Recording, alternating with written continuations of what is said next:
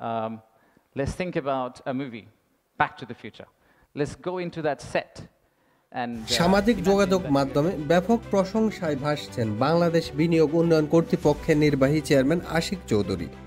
সম্প্রতি তাকে প্রতিমন্ত্রীর পদমর্যাদা দিয়েছে সরকার। দেশের বিভিন্ন সম্ভাবনাময় খাত নিয়ে তার উপস্থাপনা নজর কেড়েছে নেটিজেনদের।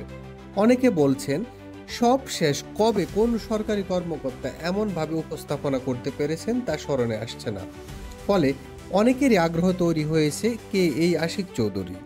সরকারি কর্মকর্তা বিডার পাশাপাশি বাংলাদেশ অর্থনৈতিক অঞ্চল কর্তৃপক্ষ বা বেজার নির্বাহী চেয়ারম্যান হিসাবেও আছেন তিনি পেশায় একজন ব্যাংকার।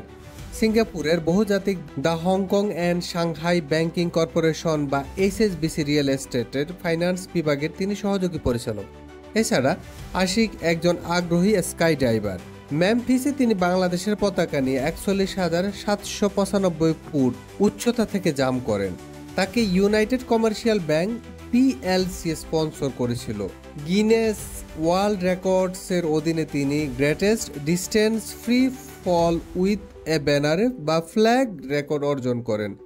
এছাড়াও তার বাংলাদেশে একটি প্রাইভেট পাইলট লাইসেন্স রয়েছে। ফ্ল্যাগ সো আমি প্রায় ৪২,০০০ ফিট উচ্চতা থেকে ঝাঁপ দিয়েছি এবং প্যারাশুট খুলেছি ৪,৫০০ ফিট উচ্চতাতে। কিন্তু কৌতূহল, সিঙ্গাপুরে থাকা একজন সফল মানুষ বাংলাদেশে কেন? এর উত্তর তিনি গত বছর ৬ নভেম্বর ফেসবুক পোস্টের মাধ্যমে জানিয়ে দিয়েছিলেন।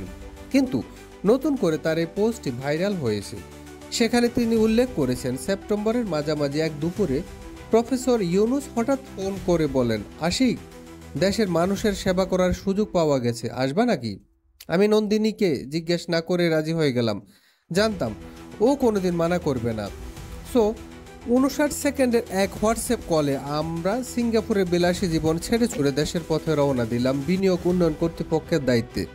বন্ধুদের ভাষায় বাংলাদেশ চিফ মার্কেটিং অফিসার হিসাবে গত এক মাস শুক্র শনিবার সহ দিনে 18 ঘন্টা কাজ করলেও কুল পাচ্ছি না। প্রায় 250 CEO ব্যবসায়ীদের সাথে কথা বলে বোঝার চেষ্টা করছে তাদের সমস্যাগুলো কোথায় আর কি করে তা সমাধান করতে পারি।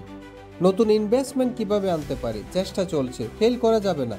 আমরা জনগণের সরকার, তাই প্রত্যাশাও অনেকটা জাতীয় ক্রিকেট দলের মতো। সবাই চায় আমরা জিতি, কিন্তু পরে বলটা একটু খারাপ হলে সবাই হা হা করে ওঠে।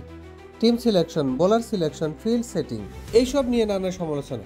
ম্যাচে সবাই ভালো বল করবে না, এটাই স্বাভাবিক। তা নিয়ে দলের সমর্থকরা গালাগালি করবে, তাও স্বাভাবিক। দলটা তো আমাদের। কয়দিন আগেও এইসব করা কবিরা গুনাহ ছিল। তাই দিন শেষে টায়ার্ড হয়ে ফেসবুক খুলে যখন মনে হয় আমার বউ বিরোধী দল, তখন নিজেকে বুঝাই, এটাই তো আসলে বাক স্বাধীনতা। হোক না সমালোচনা, আমরা ভুল করব, তারপর শুধরাবো। আমাদের দেশটা আস্তে আস্তে ঠিক রাস্তায় হাঁটবে।